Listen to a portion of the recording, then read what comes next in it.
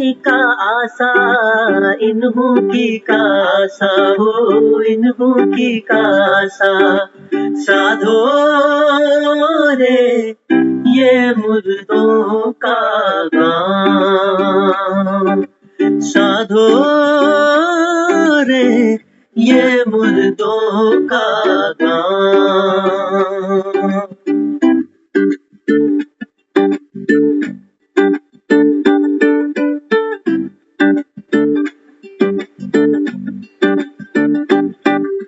नौ मरी है 10 मरी है, मरे है सहज 88 ओ।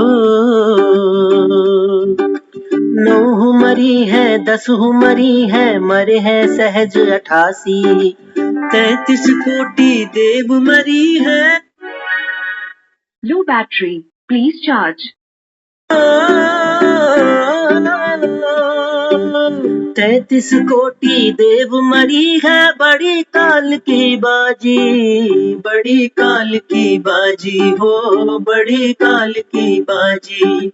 साधो रे ये मुर्दों का गाँव, साधो रे ये मुर्दों का गाँव।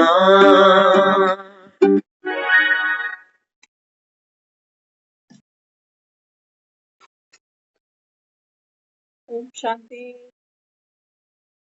साधु ये मुर्दों का गाँव। साधु कौन? बाबा कहते हैं बच्चे, जिन्होंने अपने जीवन को साध लिया। साधना से बाबा कहता है जीवन को ताप लिया, वो साधु।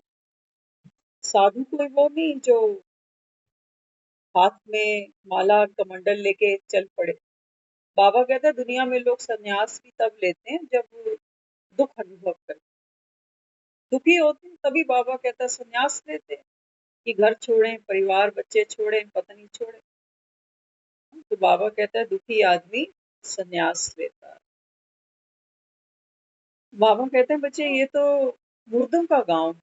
यहाँ तो बाबा कहता है कोई जीवित बचता नहीं, न वैद, न रोगी, न जोगी, न राजा, न प्रजा। सबको बाबा कहता है बच्चे ये जो मिट्टी है ना, हाँ, बाबा कहता है मिट्टी अंत में मिट्टी को प्राप्त हो जाती है। हाँ,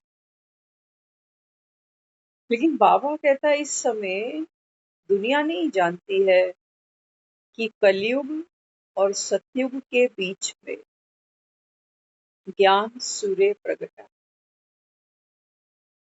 बाबा कहता है जिस स्वर्ग को दुनिया याद करती है, बाबा कहता है 2 युगों तक बाबा कहता है तुमने मुझे याद किया।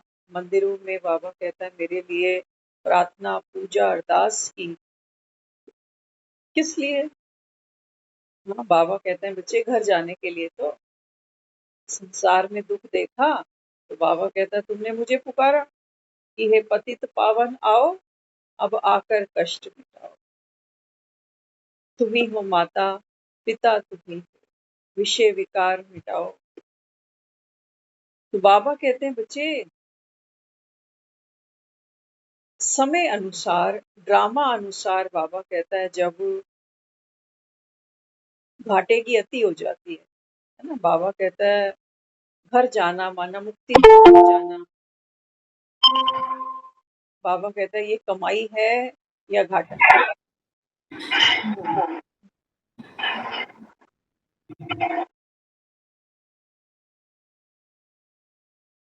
तो बाबा समझाते हैं, बाबा कहते हैं बच्चे भक्ति में तो दुनिया देखो घर जाने की कितनी मेहनत कर रही है, नहीं कर रही। हाँ, और अगर संसार को देखें ना जैसे बाबा हमको दिखाना चाहता है, तो दुनिया में इस समय हाहाकार हो रही है। हमें फुर्सत नहीं है क्योंकि हम अपने घर के एसी कमरों में बंद हैं और सारा दिन टीवी और मोबाइल में मस्त। हमें दुख का थोड़ा सा आंच तब लगती है जब मेरे घर में या मेरे संबंध में, मेरी रिश्तेदारी में किसी की खबर आती है।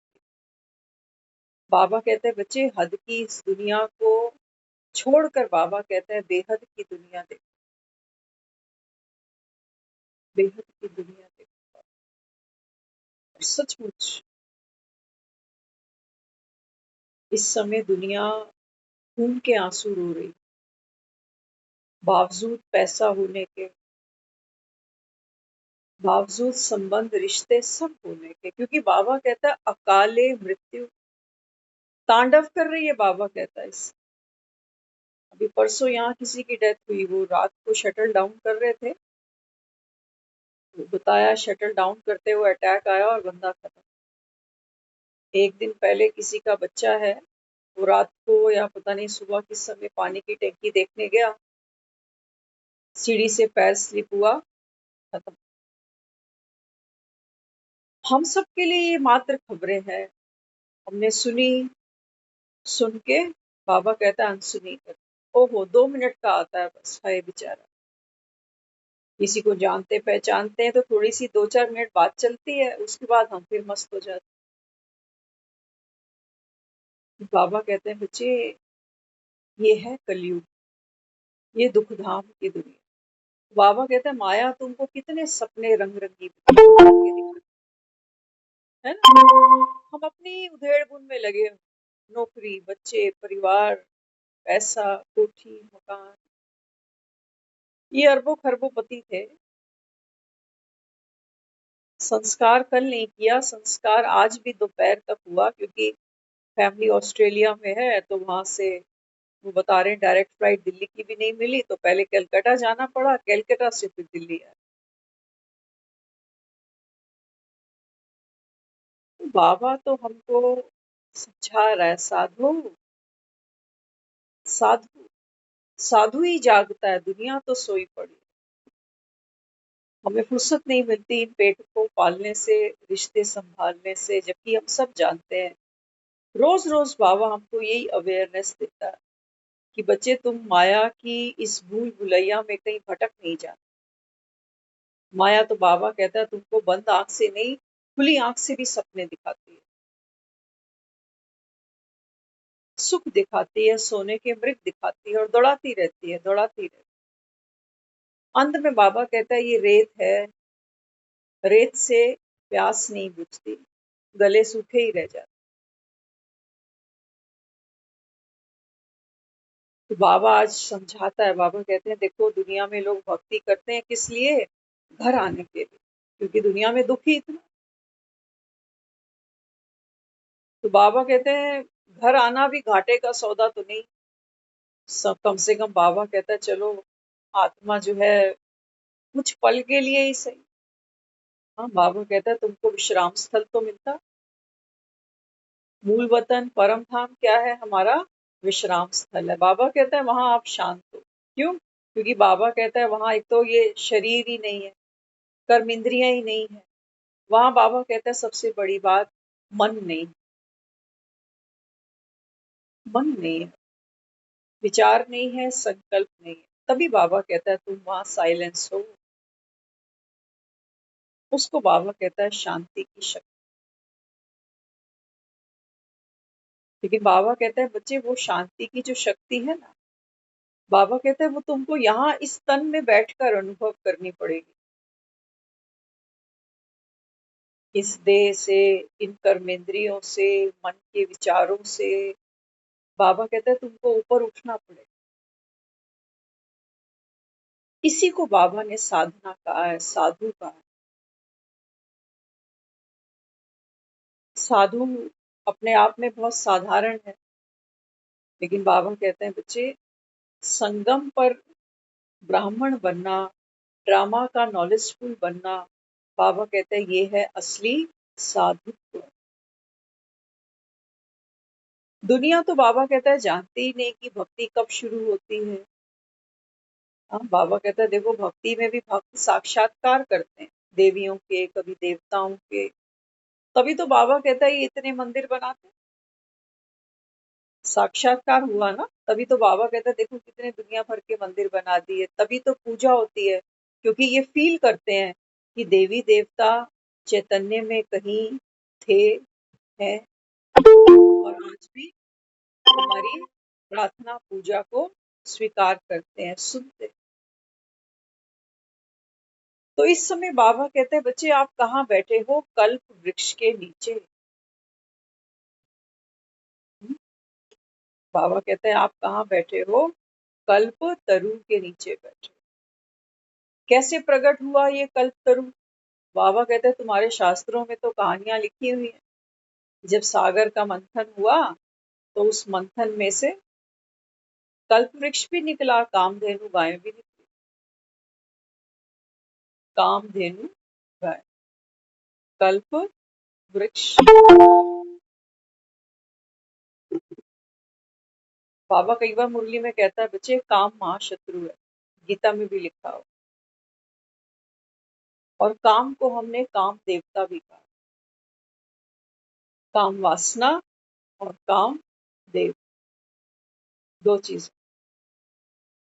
तो बाबा कहते हैं, जब आपकी इच्छाएं संसार की तरफ भागती हैं, दुनियावी सुख, बाबा कहता है जब तुम पाना चाहते हो, भोगना चाहते हो, हाँ, तो बाबा कहता है ये बनती है काम वासना,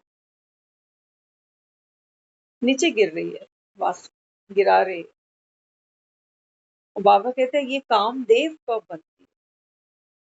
जब बाबा कहता है ये संसार के इन झूठे आडंबरों से, आकर्षणों से, बाबा कहता है जब आपकी स्थिति वैराग्य वृत्ति को पाती है, उपराम हो जाते हैं, तब बाबा कहता है वो जो अवस्था है उसको कहा गया है काम देव। काम महाशत्रु है, लेकिन बाबा कहते हैं बच्चे आप विकारों को मार तो नहीं सकते। हाथ है ना, ये एक ही हाथ है, भगवान ने हम सबको दो हाथ दिए हुए। इन्हीं दो हाथों से कोई सेवा भी करता है, दुआ कमाता है, दूसरों को प्यार देता है, रिस्पेक्ट देता है, सम्मान देता है, परोपकार करता है। और इन्हीं हाथों से कोई चेन छीनता है, कोई किसी का पर्स मार के भागता है, कोई किसी को चाकू मारता है, कोई मारपीट करता है। हाथ तो यही है। ऐसे ही है काम। अगर सिर्फ हम अपना ही पेट भरने की सोचते है ना, हमने आगे के और भी जो विकार हैं उनकी अगर चर्चा करते हैं, काम की, क्रोध की, लोभ की और अहंकार। लोभ अगर देखो ना, लोभ क्या है? दूसरे की हाथ में जो चीज मुझको दिखती है, ये अगर मैं पाना चाहता हूँ, ये है लोभ। दूसरे की चीज मैंने देखी, जिसके भी हाथ में पैसा है, कुछ भी है, ये पाने की इच्छा मेरी है, ये लोभ है। लेकिन जो चीज मेरे अपने ही हाथ में है, ये मैं किसी और को देना नहीं चाहता हूँ, ये मोह है। समझे? हाँ। तो बाबा हमको ज्ञान के माध्यम से क्या सिखाता है? बाबा कहते हैं बच्चे ये जो विकार है ना, हाथ काटना नहीं। हाथ को काट दोगे तो बाबा कहता है फिर अच्छा काम भी कैसे कर पाओगे? नहीं तो राम ने जो सेतु बंदरों से बंधवाया था, हाथ पैर सलामत थे इनके, है ना। हम किताबों में पढ़ते थे कि जो मनुष्य था पहले वो बंदर था, और बंदर से धीरे धीरे धीरे धीरे फिर वो इंसान बन गया। ऐसा पढ़ा हम सब ने किताबों में। लेकिन बाबा हमको क्या समझाता है? बाबा कहते हैं नहीं बच्चे, आप मनुष्य थे, बल्कि बाबा कहते हैं उच्च कोटि के दिव्य आत्माएं, देवताएं, बाबा कहता है। लेकिन गिरते गिरते बाबा कहता है विकारों में आत्मा जब पूरी तरह, बाबा कहता है, लिप्त हो जाती है ना, तो बंदर की मिसल बन जाती है। बंदर तो बाबा कहता है महाविकारी होता है। और बाबा कहता है अभी मैं इन बंदरों को ही फिर से मनुष्य बना। तो सोचो वहां पर ऐसे बंदर नहीं दिखाए जिनकी पूंछ काट रखी होगी राम ने, या जिनके हाथ पैर तोड़ रखे होंगे। ये कर्मेंद्रियां है ना, ये पाप कराती है। आपके घर का एक दरवाजा है, मेन गेट है ना आपके घर का। अब इस गेट से निकलकर आप मंदिर जाते हो कि ठेके पे जाते हो? तो चॉइस आपकी, आप दरवाजा थोड़ी तोड़ने बैठ जाओगे कि इस दरवाजे से ये गलत जगह जाता है। नहीं, दरवाजा तो केवल एक रास्ता है, जहां चाहो वहां जा सकते। तो बाबा कहते हैं ये तो कर्मेंद्रियां है ना। तो बाबा यहाँ समझाता है, बाबा कहते हैं बच्चे अभी तुम कहाँ बैठे हो, कल्प तरु के नीचे बैठे हो। तो कल्प तरु का मतलब क्या होता है कि मन में जो शुभ इच्छा तुम्हारी होगी वो पूरी हो जाएगी। शुभ इच्छा, अब शुभ इच्छा तो हमें करनी भी नहीं आती, मजे की बात है। एक प्रसंग शेयर करेंगे तो कॉन्सेप्ट क्लियर हो जाएगा। एक बार दिखाते हैं, एक राहगीर है, तो रास्ते में चला जा रहा, थक गया, गर्मी का समय है, पसीना पसीना। तो देखता है सामने एक पेड़ है, तो पेड़ की छाया के नीचे जाकर बैठता है और सहज ही उसके मन में एक ख्याल आता है कि कहीं से पानी मिल जाता पीने का, कितना सुख होता, क्योंकि प्यास के मारे गला सूख। तो तुरंत उसके सामने एक सुराही आ जाती है और वो उससे पानी पी लेता है। जब पानी पीता है तो बड़ा खुश होता है। अब उसको एहसास होता है कि मुझे भूख भी लग गई। दूसरा ख्याल मन में आता है कि भूख भी लगी, यहाँ कहाँ खाने को मिले। बस इतना ही सोचता है तो देखता है कि बहुत सुंदर सी एक थाली सामने खाने को मिल गई। और जब पेट भर खा लिया खाना, बड़ा स्वाद लगा उसको, क्योंकि भूख में कहते हैं चने भी बादाम। तो खाना जब खाया तो फिर खाने का नशा चढ़ा। तो सोचने लगा कि आगे का रास्ता आगे तय करेंगे, लेकिन चलो थोड़ी देर आराम कर लेता। तो फिर से एक ख्याल मन में किया कि कितना अच्छा होता कि यहाँ एक मुझको बिस्तर मिल जाता लेटने के लिए। जैसे ही वहां पर देखा उसने तो बिस्तर पड़ा था, वहां वो लेट गया। नींद आई पड़ी थी, ज्यादा बुद्धि दौड़ाई नहीं। अब जब ये नींद से उठा घंटे डेढ़ के बाद, तो अंगड़ाई ली, सुस्ताने लगा। अब सोचता, अब नशा टूटा, प्यास का नशा टूटा, रोटी का नशा टूटा, नींद का नशा टूटा। अब इसको थोड़ी सी होश आई। तो सोचने लगा कितनी अजीब सी बात है कि यहाँ कहीं पानी दूर दूर तक नहीं है और पानी की सुराही, फिर खाना भी मिल गया, फिर ये सुंदर सा बिस्तर भी तैयार हो गया। अब मन में ख्याल आया इसके कि यहाँ कोई भूत प्रेत तो नहीं है। तो जैसे ही उसके मन में ये संकल्प आया कि कोई भूत प्रेत तो नहीं है यहाँ, क्योंकि कोई बंदा तो यहाँ दिखता नहीं, तो इतना सब कहाँ से तैयार होकर आ गया। जैसे ही मन में वो ख्याल आया तो पेड़ के ऊपर बताते हैं भूत प्रेत थे और वो आके इसको चिपट गए। अब ये प्रसंग तो ये बताता है कि देखो, उस राहगीर को ये पता नहीं था कि जिस पेड़ को साधारण समझकर ये उसके नीचे बैठा है ना, ये वास्तव में है तो कल्प वृक्ष। कल्प वृक्ष का मतलब क्या होता है? एक ऐसा पेड़ जिसके नीचे बैठकर आप जो भी संकल्प करोगे ना, वो पूरा हो जाए। दुनिया में ऐसा कोई पेड़ है नहीं। हाँ, बाबा कहता है ऐसा कोई पेड़ है नहीं सिवाय एक बाप के। एक बाप ही होता है जो बच्चे की इच्छा पूरी करने के लिए कुछ भी करने को तैयार हो जाए, और भगवान से ज्यादा तो सामर्थ्य किसी की है ही नहीं। तो बाबा कहते हैं बच्चे अभी ये कलयुग और सतयुग के बीच में, बाबा कहता है तुम बच्चों का पिता कल्प वृक्ष, बाबा कहता है तुम्हारे सम्मुख बैठा है, आप कल्प तरु की छाया में बैठे हो। इस समय को वरदान है बाबा कहता है। भक्ति का फल बाबा कहता है ये वृक्ष की छाया तुमको मिली। अब बाबा कहता है जो सोचो सोच समझ के सोचना, क्योंकि अब ब्राह्मण बने हो, नॉलेजफुल बने हो। अब बाबा कहता है अगर तुम दूसरी आत्माओं के दोष देखोगे, दूसरों के कर्मों का अवलोकन करते जाओगे कि ये तो बड़ा गंदा काम किया है, हम करते हैं।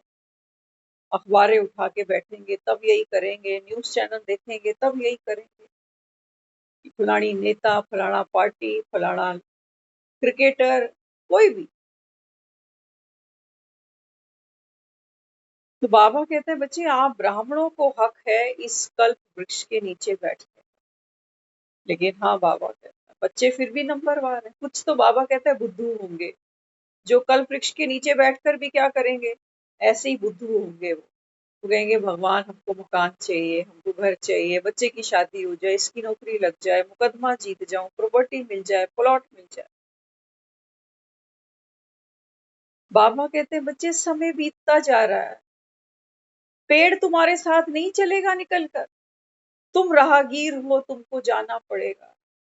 ना तो ये शरीर जिसकी बाबा कहता है वासनाएं पूरी करते करते तुम्हारी जिंदगी निकल गई, खाने के पीछे, पहनने के पीछे, दौड़ने के पीछे बुद्धि लगी ही पड़ी है सारा दिन। या तो बाबा कहता है तुम शरीर के पीछे लगे हो, कर्मेंद्रियों को बाबा कहता है इनकी वासनाओं को पूरा करने में, या फिर बाबा कहता है फिर दूसरे देहधारियों के पीछे लगे, मेरे माँ बाप, मेरे भाई बहन, मेरा पति, मेरी पत्नी, मेरे बच्चे, मेरे दोते, मेरा घर, मेरा मकान, मेरा पैसा।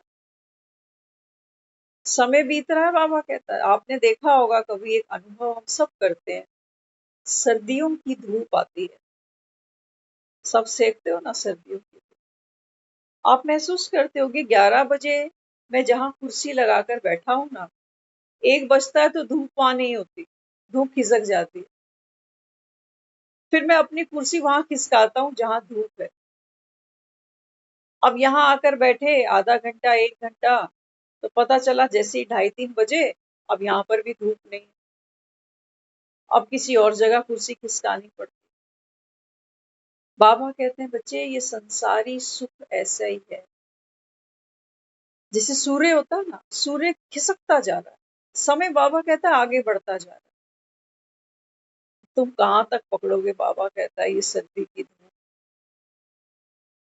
होता है ना हमारे साथ तो बहुत होता है, हमने तो बहुत एक्सपीरियंस किया है। तो बाबा कहते हैं संसारी सुख तो देखो ऐसे ही है, सूरज बढ़ता जाता है, बाबा कहते हैं तुम्हारे सुख खत्म होते जाते हैं, होते जाते। एक एक समय जीवन में आता है, हम कहते हैं जो पहले मजा आता था फ्रेंड्स के साथ, अब नहीं आता, नहीं आता। अब पहले जो मजा आता था बाजारों में वो चाट पकौड़ी खाने में, अब नहीं आता। तो धीरे धीरे ये धूप सरकती जा रही है, एक ऐसा समय आ जाता है कहने की बातें हैं, एक ऐसा समय आ जाता है जब इंसान से पूछे तुझे सुख कब मिलता है, वो कहता है जब पेट साफ हो जाता है, उसके लिए ये बड़ा सुख है। अब उसको बाजार में कपड़ा, मकान, उस सब नहीं, उसको अब ये चाहिए कि भाई ये पेट साफ हो जाए मेरा, बस मेरे लिए तो यही सुख है। अच्छे से मुझे नींद आ जाए, बस मेरे लिए यही सुख। ये धूप सरकती जा रही है, हम रियलाइज नहीं करते।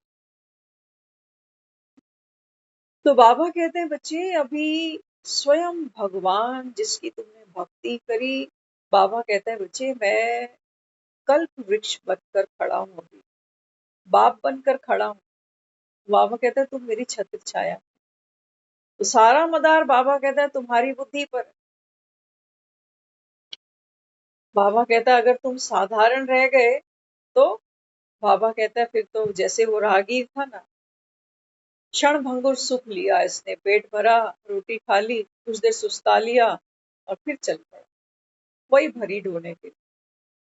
और बाबा कहता है तुम संगम युगी ब्राह्मण कहते हो अपने आप, भगवान से क्या ले रहे हो, समय कम है, समय बीतता जा रहा है। आज हमने बाबा से एक ही बात करी, मैंने कहा बाबा हमको ज्ञान मिला, हमको तू भी मिला, हमने खुद को भी जान लिया, घर को भी जान लिया, घर में आना जाना भी शुरू कर दिया, और जो जो आप हमको समझाते जा रहे हो हम प्रयत्न करके उसको अपने जीवन में धारण करने की पूरी कोशिश भी करते हैं। लेकिन एक चीज की बाबा कमी है, आज हमने महसूस किया, बाबा को कहा उसके बाद, बाबा अभी हमको हमारी अपनी मृत्यु कितनी नजदीक दिखती नहीं है।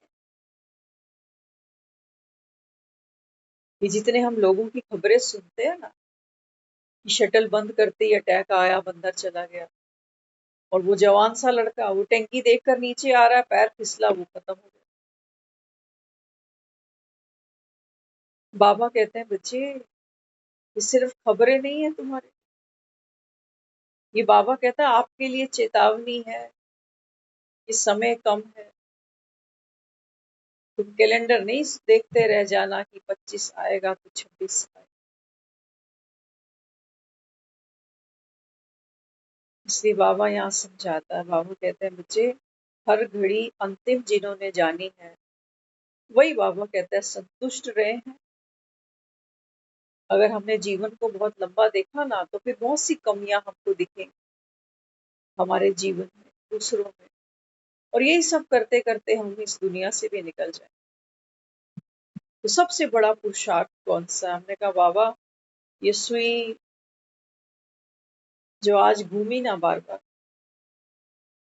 ये हर समय याद रहे कि वक्त कम है, वक्त कम है, वक्त कम। तब तो हमारा पुरुषार्थ ठीक चलेगा, तीखा होगा, शरूर बुद्धि बनेंगे। नहीं तो हम भी बुद्धू की तरह ऐसे ही कल्प वृक्ष के नीचे लेटेंगे और फिर निकल लेंगे। तो बाबा यहाँ समझाता है, बाबा कहता है कल्प वृक्ष के नीचे बैठे हो ना, अगले 84 जन्मों की बाबा कहता है स्क्रिप्ट लिख सकते थे यहाँ बैठ। कल्प वृक्ष के नीचे बैठकर बाबा कहता है बच्चे, आप अपने 84 जन्मों की स्क्रिप्ट लिख सकते थे। उन आत्माओं को बाबा कहता है जिनसे आपने दुख पाया, जिनसे बाबा कहता है पुराने लेन देन थे, हिसाब किताब थे, बाबा कहते हैं चाहते तो इस कल्प वृक्ष के नीचे बैठकर बाबा कहते हैं में सारे हिसाब किताब बाबा कहता है तुम चुकता कर सकते थे, क्योंकि संकल्प की पावर थी। कल्प वृक्ष के नीचे बैठे थे, जो सोचते वो हो जाता। लेकिन तुमने सोचा क्या? सोचा क्या? हमने मृत्यु के बारे में सोचा, बीमारी के बारे में सोचा, दर्द पीड़ा के बारे में सोचा, हमने अपने दुर्भाग्य के बारे में सोचा, और जिसके बारे में सोचा बाबा कहता है वो सामने आया। यही पावर है, बाबा कहता है। कल्प वृक्ष तो खड़ा है, लेकिन बाबा कहता है जो बुद्धू है वो कुछ नहीं पाए और ही डरेंगे। जैसे उसने कहा ना कि कोई भूत प्रेत तो नहीं है, तो सामने संकल्प से बाबा कहता है तुम्हारी सृष्टि बनने वाली है, सोच समझ के संकल्प करना। इसलिए बाबा ने कहा बच्चे, जब तन का पेपर आए तो चिल्लाना नहीं, चलाना। दुआएं देकर बाबा कहता है इस शरीर को चला। यही पावर है, नहीं तो चिल्लाती तो दुनिया है। चिल्लाना बाबा कहता है ये तो बहुत साधारण है। कोई शक्ति होगी, कोई बल भीतर होगा, तभी बाबा कहता है बच्चे आप चलाओगे, दुआओं से चलाओ। नहीं तो हम दवाइयों को भी कोसते रहते हैं, डॉक्टरों को भी कोसते रहते हैं, और जब घर में कोई अटेंशन नहीं देता तो इनको भी कोसते रहते हैं। अच्छा, और मजे की बात, हमने जो अपने अच्छे समय में किसी के साथ अच्छा किया, समय पे दवाई दी होगी, समय पे जाके मालिश करी होगी, सर पैर दबाया होगा, वो करने का भी हमको बड़ा अफसोस होता है कि हमने क्यों किया, ऐसों के साथ किया। तो बाबा कहता है देखो, इसी कल्प वृक्ष के नीचे बैठकर तुम अपनी नोटबुक खराब करते हो। भाग्य की कलम तुम्हारे हाथ में थी, चाहते तो बाबा कहता है अच्छे अच्छे विचार करके न केवल अपना बल्कि बाबा कहता है दूसरों का भी भाग्य बना सकते थे। लेकिन ना अपना बाबा कहता है तुमने भाग्य बनाया, ना दूसरों का बनाया। तो बाबा कहता है दुनिया तो देखो वो किताबों में ही पढ़ती है कि कल्प वृक्ष था, कामधेनु गायें थी, अमृत निकला तो देवताओं ने कैसे पी लिया, विष निकला तो महादेव पी गया। बाबा कहता है बच्चे तुम प्रैक्टिकल में देख रहे हो ना, जब तुम ज्ञान को बाबा कहता है सुनने बैठते हो, तो सबसे पहले बाबा कहता है ये है ना, बाबा कहता है छोटी सी आत्मा, इसमें बाबा कहता है बच्चे 84 का पार्ट नून है। तो अभी बाबा कहता है सबसे पहले जब ज्ञान का मंथन करते हो तो सबसे पहले विकारों का विष बाहर आता। कौन ग्रहण करता? नीलकंठ। और कोई बाबा कहता है नहीं, बाप ही है जिसको बच्चों पर तरस पड़ता। भाई को भाई पर तरस नहीं पड़ता। कृष्ण को हमने नीलकंठ नहीं कहा, हमने कहा देवों में देव महादेव। महादेव माना क्रिएटर ऑफ। हाँ, बाबा कहता है बच्चे इन देवताओं का मैं क्रिएटर हूँ, महादेव हूँ। तो बाबा कहता है अभी तुम जानते हो ना। हाँ, बाबा कहता है ये मनुष्य रूपी जो सृष्टि है इसका झाड़ कैसे लगता है, कहाँ लगता है, कैसे बढ़ता है, दुनिया में तो कोई नहीं जानता। कोई है बाबा कहता है जो तुमको बताए कि सृष्टि कैसे शुरू हुई, पहले पहले कौन सा धर्म था, फिर ये धर्म कैसे कैसे बढ़ते गए? नहीं, बाबा कहता है कोई जानता ही नहीं। बाबा कहते हैं बच्चे इस सृष्टि का जो बीज है वो कौन है? स्वयं शिव। और बाबा कहता है जब मैं आता हूँ ना तो बाबा कहता है दो पत्ते सबसे पहले निकलते हैं। कौन से? हाँ, बाबा कहते हैं बच्चे जब स्वयं भगवान आते हैं तो दो पत्ते। एक तो बाबा कहता है आपको आत्मा का ज्ञान मिलता है, पहला पत्ता। दूसरा पत्ता बाबा कहता है बच्चे आप इस सृष्टि के आदि मध्य अंत को जानते हो। ये दो पत्ते। और बाबा कहता है हर आत्मा अपने को जानती जाती है, हर आत्मा ड्रामे के राज को जानती जाती है। तो बाबा कहता है जैसा बीज होता है वैसा ही फल। भगवान कैसा है? सत्यम शिवम सुंदर। तो बाबा कहता है इसी संगम पर आकर मैं आप आत्माओं को ये ज्ञान श्रवण कराता हूँ। तो बाबा कहता है बीज स्वरूप आप आत्माएं भी पिता के समान हो। तो बाबा कहता है मैं इस सृष्टि की रचना रचता हूँ। तुम तो गाने मेरे लिए मत गाया करो कि दुनिया बनाने वाले क्या तेरे मन में समाई, कितनी बदसूरत नामुराद ये दुनिया बनाई, जहाँ जहाँ घर घर के अंदर झगड़े हैं, कलेश है, लूटपाट है। भगवान कहता है कि मैंने ऐसी दुनिया नहीं रची थी, क्योंकि मैं ऐसा हूं नहीं। बीज जैसा होता है फल वैसा होता है।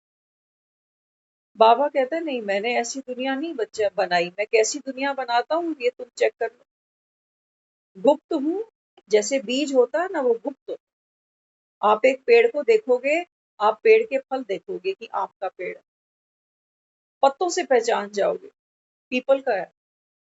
लेकिन बाबा कहता है वो बीज दिखाई नहीं देता, वो गुप्त है।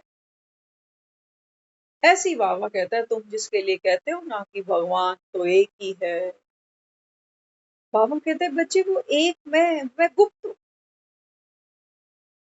तुम मुझे किसी देहधारी में ढूंढते हो, कभी कृष्ण में ढूंढते हो तो कभी राम में ढूंढते हो। बाबा ने कहा मुरली में, बाबा ने कहा कि जैसे गांधी जी थे ना, तो गांधी जी क्या कहते थे? पतित पावन सीता राम रघुपति राघव राजा राम।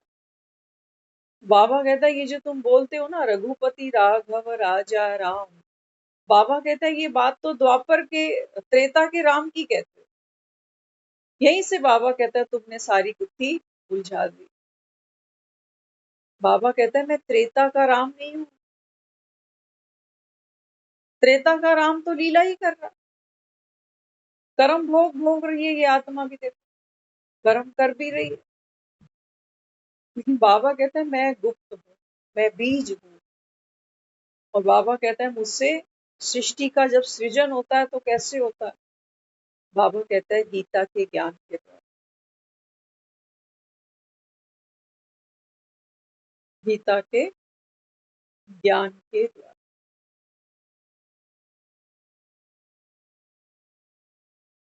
तो बाबा कहता है अभी मैं तुमको ये सच्ची सच्ची गीता सुनाता हूँ। तो सबको तो एतबार नहीं होगा कि भगवान ऐसे ही आता है, ऐसे ही दुनिया रचता होगा। बाबा कहते हैं नहीं, वो तो सोचते हैं कि कहीं ब्रह्मा ऊपर आसमान में होगा और मरने के बाद में वहां ऊपर मैन्युफैक्चरिंग चलेगी। कौन काला बनेगा, कौन मोटा बनेगा, कौन पतला बनेगा, कौन अमीर बनेगा, कौन गरीब बनेगा, वो ब्रह्मा के हाथ में होगा सब, वो ब्रह्मा जाने। बाबा कहते नहीं बच्चे, ब्रह्मा भी यही है। पेड़ धरती पे लगाए जाते हैं या आसमान में लगाए जाते थे। बाबा कहते हैं जब मैं आता हूँ बीज स्वरूप तो मुझे भी एक धरनी चाहिए, धरती चाहिए, एक शरीर चाहिए, एक रथ चाहिए। और बाबा कहता है उस रथ को तुमने क्या कहा, भाग्यशाली रथ। उसको बाबा कहता है तुम ब्रह्मा कहते हो। बाबा कहता है ये रेडीमेड ब्रह्मा नहीं था। ब्रह्मा ऐसा नहीं कि भगवान आया तो ब्रह्मा के तन में घुस गया, नहीं। बाबा कहता है ये खुद साधारण, ये खुद बाबा कहता है गांधी जी का फॉलोवर था, 1 साल खादी पहनता रहा। बाबा कहता है ये नंबर 1 भगत भी था। बताता है बाबा, ब्रह्मा की जीवनी कई बार सामने आती है हमारे। बाबा कहता है ये खुद अपने 84 जन्मों को नहीं जानता। इसको बाबा कहता है मैंने नॉलेजफुल बनाया, तब ये ब्रह्मा बना, ब्राह्मण बना नंबर 1। तो शिव की एक ही संतान है, ध्यान से सुनना। परमात्मा शिव की एक लौती संतान का नाम है ब्रह्मा, और हम सब ब्रह्मा की संतान है, तो हम उसके हो गए पोते पोतियां। हम किसकी संतान है, हम ब्रह्मा की है ना। कहते हैं कि ब्रह्मा के द्वारा सृष्टि रची गई। तो बाबा कहते हैं बच्चे तुम अभी ब्रह्मा को फॉलो करते हो, ब्राह्मण बनते हो। तो बाबा कहता है इस समय नॉलेजफुल बनकर आत्मा अपने अपने बाबा कहता है कर्मों की गुह्य गति को समझकर अभी भगवान की श्रीमत पर कर्म करती है इस समय। बाकी दुनिया में तो आप देख लो, क्या बताएं।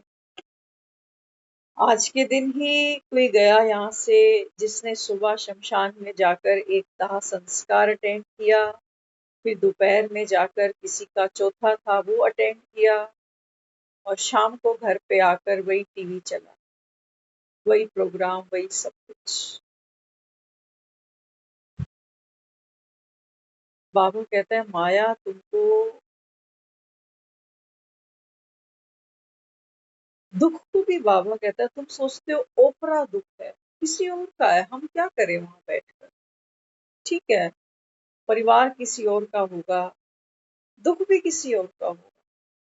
थोड़ी देर आंच लगती है जितनी देर हम वहां बैठते हैं, बात करते हैं। बाबा कहता है फिर माया की गोद में आकर जब बैठते हो ना तो माया तुमको सब भुला देती है।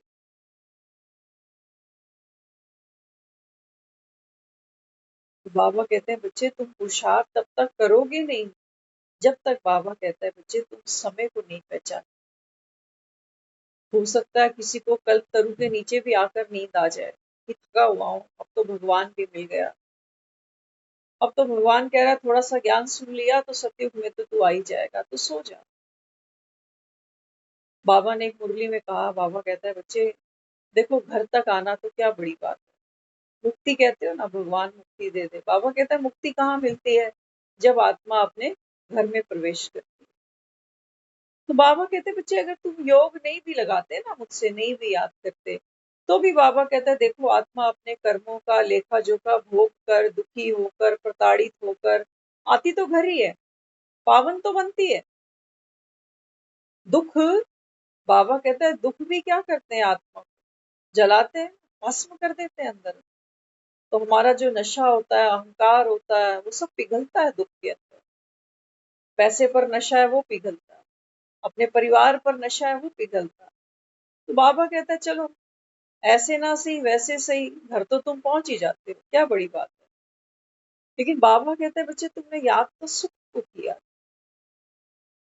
कोई दुखी था और दुख में ही शरीर छोड़ दिया, इसको मुक्ति कहोगे क्या। हाँ लेकिन हमको तो यही मुक्ति लगती है कि चल दुख से तो छूटे। बाबा कहते हैं दुख से छूटना उसको कहो जब तुम सुखी हो गए। दुख से छूटे तो बाकी क्या रहा, मुर्दे। सुख का तो बाबा कहता है तुमको सा भी नहीं पता कि सा लूंगा कहां पर। तो घर में जब आते हो ना काम धंधे निपटा कर, हाँ, तो बाबा कहते हैं जब तुम अपने घर में घुसते हो तो तुम्हें लगता है कि यहाँ कितना सुख है। बाबा कहता है बच्चे जब ये शरीर छूटता है तो ये कमरे भी छोड़ने पड़ते हैं, ये शरीर भी छोड़ना पड़ता है। तो इसलिए बाबा अपने को समझाता है। बाबा कहते हैं बच्चे अभी तुम कल्प वृक्ष के नीचे बैठे हो, भगवान इस समय ब्रह्मा के द्वारा एक नई दुनिया रच रहा है। गुप्त है, पढ़ाई भी, पढ़ाने वाला भी, और तुम बच्चे भी। लेकिन इसका मतलब ये नहीं है कि जो चीज गुप्त होती है वो डाउटफुल है कि पता नहीं है या नहीं। ऐसा नहीं सोच। मृत्यु सबकी गुप्त है अभी, लेकिन हम सब श्योर हैं कि बारी बारी जाना तुम्हें सब, है ना। तो बाबा यहाँ समझाता है। बाबा कहते हैं बच्चे यहाँ पर भी बच्चे नंबरवार होंगे, क्योंकि बाबा कहता है बच्चे सबसे पहले जब मैं आता हूँ तो सनातन धर्म की स्थापना होती है। कौन सा सनातन धर्म? हिंदू धर्म नहीं। हमने सनातन और हिंदू एक ही समझा है। बाबा कहता है नहीं, सबसे पहले जब मैं यहाँ आता हूँ तो एक ही धर्म बाबा कहता है सत्युग में होगा। कौन सा? देवी देवताओं का धर्म। देवी देवता होंगे बस। और बाबा कहता है बाकी सब धर्मों का धर्म भी नहीं बोलना चाहिए, हमने कहा है अधर्म का विनाश हो जाता है। क्योंकि भगवान जब आता है ना तो धर्म की स्थापना करता है, सच्चे धर्म की स्थापना होती है, और झूठे माना जो अधर्म है वो सब गिर जाता है। तो बाबा कहता है सच्चा तो यही है, धर्म एक तुम्हारा आत्मा। और बाबा कहता है आत्मा का सत्य स्वरूप क्या है?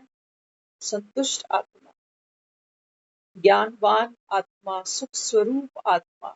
बाबा कहता है मैं सतयुग में ऐसी आत्माओं का सृजन करने आया हूं, तुमको बनना है, बनना है। बाबा कहता है बनना है तो बैठो, नहीं बनना तो बाबा कहता है फिर उठो, कोई जबरदस्ती थोड़ी है। अगर बनना है बाबा कहता है तो फिर शिद्दत से बैठो, ध्यान से। बाबा कहता है समझो। इस दुनिया में बाबा कहता है तुमको बौद्धि दिखेंगे, मुस्लिम दिखेंगे, सिख दिखेंगे, हिंदू दिखेंगे, लेकिन कोई एक है बाबा कहता है जो ये कहे कि मैं देवी देवता धर्म का ही हूं। देवी देवता धर्म का होना माना देवी देवता होना, क्योंकि जो बौद्ध को मानता है वो खुद को बौद्ध ही कह रहा, कह रहा नहीं कह रहा।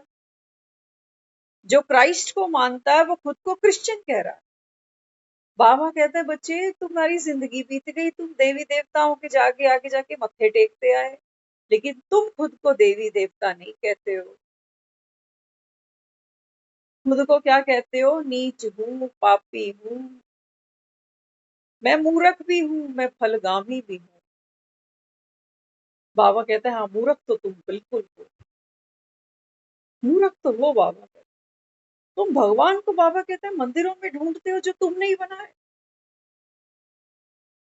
तुम भगवान को, बाबा कहता है मूर्तियों में जाके पूजते हो जो तुम्हारे जैसे किसी ने बना दी। मूर्ख तो बाबा कहता है तुम हो। अब जब बीज स्वरूप भगवान बैठा है पर काया के अंदर, तो दुनिया को भरोसा ही नहीं आता। इसीलिए हमने जब शास्त्रों में कथा कहानियां पढ़ी ना, तो अक्सर हम सुनते थे कि भगवान वरदान दे जाता था कि मैं आऊंगा अगले जन्म में तुझे दर्शन दूंगा, लेकिन तुम मुझे पहचान लियो। तो कहानियां हम पढ़ते थे कि किसी ने उसको कुत्ते में पहचान लिया। राम राजा था, लेकिन जो शबरी थी उसने सन्यासी में पहचान लिया इसको। बाबा कहते हैं बच्चे जब तक मैं स्वयं अपना परिचय नहीं देता, तब तक बाबा कहता है कोई मुझे पहचानता नहीं। भगवान के पास अपनी कोई देह नहीं है। भगवान कुत्ते, बिल्ली, बैल, गाड़ी में नहीं बैठता। भगवान घोड़ों के अंदर प्रवेश नहीं कर सकता। बाबा कहते हैं इतनी तो बुद्धि दौड़ाओ कम से कम। अगर धरनी में बाबा कहता है तुम आम की गुठली डालते हो, तो बाबा कहता है फिर वहां से कभी भी संतरे चीकू नहीं निकलते। तो मनुष्य, बाबा कहता है ये जो आत्मा है, बाबा कहते हैं बच्चे ये कभी भी जानवर का शरीर नहीं लेती, लेकिन बाबा कहता है बने सब जानवर मिसल ही हुए। गरुड़ में तो लिखा हुआ है, बहुत कुछ समझाया है वहां पर, नरकों का विस्तार दिया हुआ है। लेकिन बाबा कहते हैं बच्चे आज कलयुग के अंदर इंसान, बाबा कहते हैं जानवर मिसल बन गया। कुछ बेचारे देखो सारा दिन जैसे गधे होते हैं ना, बोझ ढोते रहते, बड़े बड़े पार्सल निकलते हैं। हाँ, सारा दिन लदते जाते हैं, कोई बोरे अनाज के उठा के ट्रकों में भर रहा है, कोई कुछ कर रहा है। और कुछ कुछ बाबा कहते हैं दुधारू गायें हैं, मोह के कारण। कहते हैं, हमारा बच्चा उठकर एक गिलास पानी खुद ना ले, हम देंगे ना। हमने अपने बच्चों को कर्मठ नहीं बनाया, कर्मठ नहीं बनने दिया कि बाहर गर्मी में मत जा, अभी बाहर बहुत गर्मी। बाबा कहते हैं बच्चे इंसान किसका नाम? इंसान तो बाबा कहता है प्रायवाची है श्रेष्ठ कर्मों का। इंसान तो हम उसको कहते हैं जो दूसरों की भी प्यास बुझाए। हमने अपने बच्चों की प्यास बुझाने के लिए उनको भी जहमत नहीं उठाने दी कि हम खड़े हैं ना, हमें बता क्या चाहिए। 25-30 साल के बच्चे हो जाते हैं, हम ही खिलाते हैं इनको, इनकी किताबें, इनका सब कुछ। और कोई गारंटी नहीं है कि 40 के बाद भी ये कमा के खा रहे होंगे। आज का जो हम सिस्टम देख रहे हैं,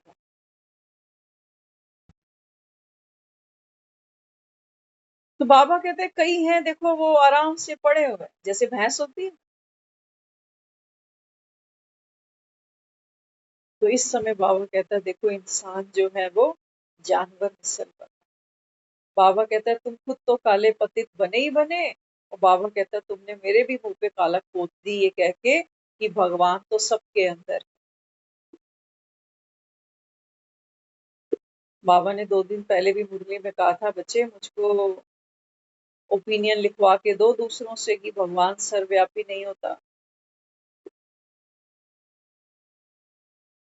है दुनिया में। बाबा कहता है जो ये मान लेंगे भगवान सर्वव्यापी नहीं है, आज भी यहाँ बैठे बहुत है, लेकिन कहीं ना कहीं मन में आएगा कि नहीं हम तो वहां पे भी मत्था टेकते हैं, इधर भी जाते हैं, वो व्रत भी करते हैं। बाबा कहते हैं बच्चे मुझे बुद्धि कैसी चाहिए? विशाल बुद्धि, पाक बुद्धि। बाबा कहते हैं तुम्हारी तो बुद्धि भ्रष्ट हुई पड़ी है। बाबा कहता है मैं तो विचित्र हूँ, तुमको आदत है देह देखने की, बाबा कहता है मेरे पास तो देह ही नहीं। फर्क आया है। बाबा कहता है, वो भी बाबा कहता है दूसरे के रथ पर बैठता हूँ, दूसरा बीमार होता है तो ये मत सोचना कि भगवान बीमार हो गया। नहीं, बाबा कहता है। तो इस समय भगवान एक नई सृष्टि की स्थापना हो रही है, जिसको बाबा कहता है बच्चे सतयुगी डिवाइन सोल्स। बाबा हमको यहाँ तक क्लैरिटी देता है। बाबा कहता है बच्चे आप ही थे। बाबा कहता है जो आत्मा इस ज्ञान को रुचि से सुनेगी, लगन से सुनेगी, बाबा कहता है वो स्कूल की आत्मा हो। नहीं तो बाबा कहता है भेड़ चाल वाले बहुत आए, 2 दिन आए, 4 दिन गए, फिर आए फिर गए, फिर कोई नुकसान हुआ, किसी ने कुछ कह दिया, फिर आ गए, फिर भाग गए। तो बाबा कहते हैं बच्चे समय कम है, और समय बाबा कहता है ये बहुत इंपॉर्टेंट है, ये फिर नहीं मिलने वाला। जख्म तो बहुत मिले हैं दुनिया में और आगे भी मिलने ही हैं, लेकिन बाबा कहता है बच्चे इनकी मरहम देने वाला तुमको फिर कोई नहीं मिलेगा। तो आज भी अगर हमको ये लगता है कि दुनिया में घरवाला देगा सुख, बच्चे देंगे सुख, पैसा देगा सुख, तो बाबा कहता है फिर बाबा कहता है इस ज्ञान का क्या करना है तुम? सुखी होने के लिए तो ज्ञान सुन रहे हो, लेकिन बाबा कहता है अंदर अंदर मन तो कह रहा है कि नहीं, परिवार से ही सुख मिलेगा। मिल रहा है, देख लो ये 2 लोग बेचारे आज हमने सुना चले गए। बाबा तो कहता है, बाबा कहते हैं बच्चे शास्त्रों में मैं यमदूत हूँ। मैं बाबा कहता है तुम्हारा वेट नहीं करूंगा कि इसने आज मुरली सुनी कि नहीं सुनी, अमृत वेला किया कि नहीं किया। नहीं, बाबा कहता है मुझे जो करना है मैं कर रहा हूँ। और बाबा कहता है तुम देखो कि तुम मुझसे क्या ले सकते हो। फिर नहीं कहना बाद में कि मेरी झोली छोटी पड़ गई। बाबा कहता है बच्चे व्यर्थ का कचरा फेंक दो, झोली तो खाली करो पहले। तो बात बहुत मामूली सी लगती है सुनने सुनाने में, लेकिन बाबा कहता है ये वही समय है जब भगवान बैठकर मूर्तियां गढ़ता है मंदिर के लायक बनाने के लिए।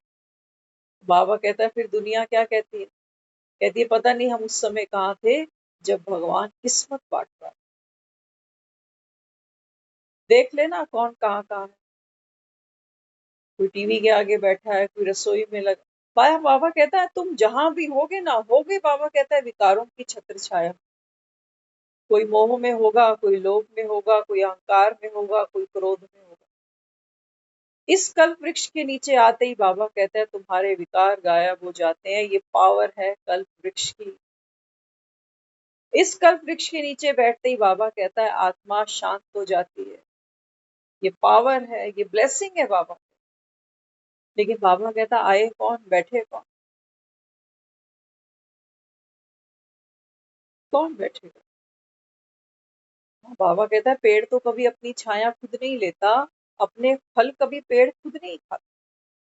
बाबा कहता है मैं तो आया ही तुम्हारे लिए था।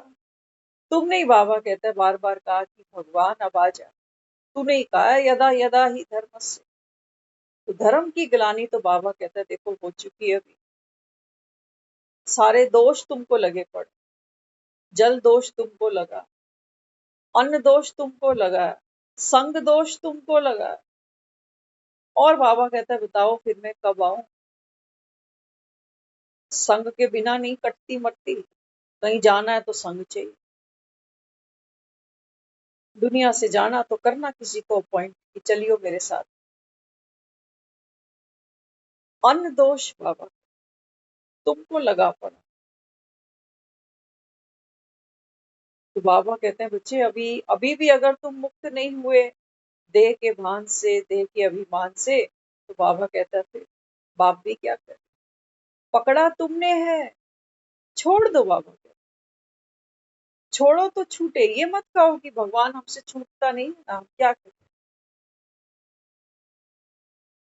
विष्ठा को बाबा कहता है छूटना क्या मुश्किल होता है? विष्ठा को छूटना, बाबा कहता है इसको अगर छूटना पड़े तो क्या ये मुश्किल है? मुश्किल तो तब लगता है, बाबा कहता है अगर तुमको ये विष्ठा लगे ही नहीं तब लगता है। अगर मेरे हाथ में एक कांच है, हाँ, और मैं इसको ये सोचूं कि नहीं ये तो मेरे बहुत काम का है ना, तो मैं उसको क्यों फेंकूंगी? क्योंकि बाबा कहते हैं बच्चे जब तेरी अक्ल होगी ना तो तुझे लगेगा कि ये तो मेरे कोई काम का ही नहीं। तो बाबा कहता है पकड़ने में जो तुम्हारी शक्ति जाती है, पकड़ने में ही बाबा कहता है बच्चे विकार सारे अंदर आ जाते हैं। लोभ भी आ जाता है, मोह भी आ जाता है, क्रोध भी आ जाता है, अहंकार भी आ जाता है। सब कुछ बाबा कहता है इस पकड़ में ही है, इस पकड़ के अंदर, इसी बंधन में सब है। छोड़ दो, बाबा कहता है बुद्धि से तो छोड़ दो, बुद्धि से छोड़ दो बाबा। छोड़ो तो छूटे। पकड़ा तुमने है बाबा कहता है। तो इसके लिए बाबा हमको विधि क्या देता है?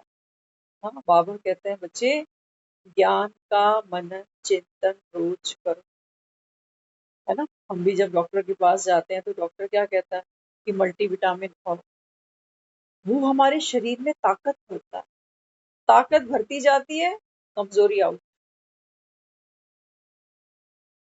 कमजोरी को भगाने का और कोई रास्ता नहीं है। बाबा कहते हैं बच्चे आप अपने अंदर ज्ञान की ताकत भरो, योग की पावर भरो, गुणों शक्तियों के, बाबा कहता है मल्टीविटामिन बार बार खाते जाओ।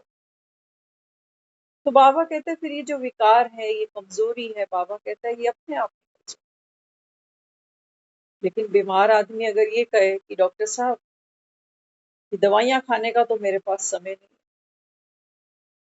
कि सुबह ये खाऊं, खाली पेट ये खाऊं, नाश्ते के बाद ये खाऊं, दोपहर को ये, रात को ये, सोने के टाइम पे, ये तो बहुत सरदर्दी का काम। नहीं, बाबा कहते हैं बच्चे जो जितना परेशान होता है ना बीमारी से, वो उतना ही बाबा कहता है अलर्ट होके दवाई खाता है। लेकिन तुम तो बाबा कहता है ऐसे सोए पड़े हो अभी कि विकार तुमको कितना निचोड़ते हैं, चूसते हैं, तंग करते हैं।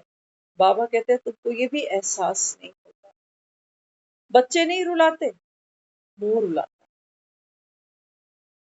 ये बहुएं दुख नहीं देती हैं, कहीं सोच के बैठना। सास दुख नहीं देती है। बाबा कहते हैं बच्चे ये देह का अहंकार दुख देता है। छोड़ो बाबा कहता है इसको। और बिना ज्ञान के, बिना नॉलेज के बाबा कहता है छोड़ नहीं पाओगे। नहीं तो केमिस्ट की दुकान पे सारी दवाइयां रंग बिरंगी हैं, जो मर्जी खा लो। नहीं, नॉलेज चाहिए हमको कि किस समय किस बीमारी में कौन सी दवाई कितनी डोज में खानी चाहिए, तब खाते हो। तो बाबा कहते हैं यहाँ बैठो तो मैं तुमको बताऊं। अपना इलाज बाबा कहता है खुद ही करना। लेकिन बाबा कहता है तुम मेहनत ही नहीं करते। तुम्हें लगता है कि भगवान आ गया तो चलो ठीक है, बाबा ने हमें अपना बच्चा बना लिया। हम करते अपने मन की हैं। हमने जो भक्ति में किया था ना उसके साथ, हम ज्ञान में भी कर वही रहे हैं। जब हमको अमृत वेला नहीं उठना होता ना, तब हम ही उसको कह देते हैं कि पहचान तो लिया, हम तेरे तू मेरा, तू भी सो जा हम भी सो जा। उसका कुछ नहीं जाने वाला, कुछ नहीं जाने वाला।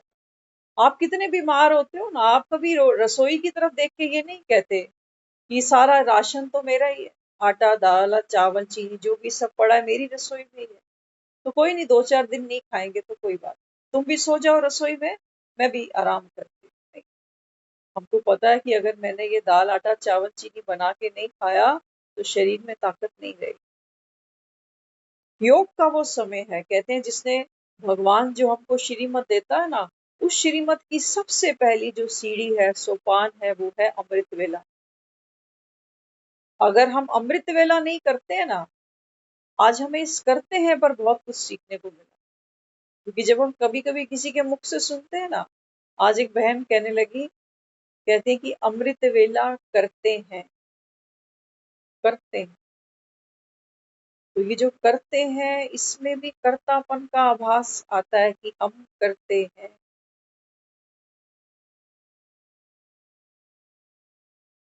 अमृत वेला, बाबा कहते हैं बच्चे आप अमृत का पान करना, अपनी स्मृति में बाबा कहता है टिकना, ये है अमृत वेला करना।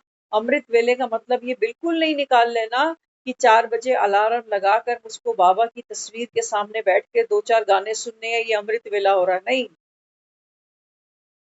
ये हमारा भक्ति का संस्कार है। अमृत वेले का इतना मतलब है कि किसी को बहुत प्यास लगी है और उठकर उसने 2 गिलास 4 गिलास पानी पिया है, ये है अमृत वेला। कि मेरा मन उदास था, परेशान था किसी बात को लेके, कोई चिंता मुझको खा रही, तो जब मैंने उस ज्ञान का चिंतन किया, मैंने ये महसूस किया कि भगवान मुझसे ये सब कह रहा है, तो मेरी जो अंतरात्मा थी वो शांत हो गई, शक्तिशाली बन गई, भरपूर हो गई। इसको कहा। ये सब शब्दों में नहीं खेलने बैठना।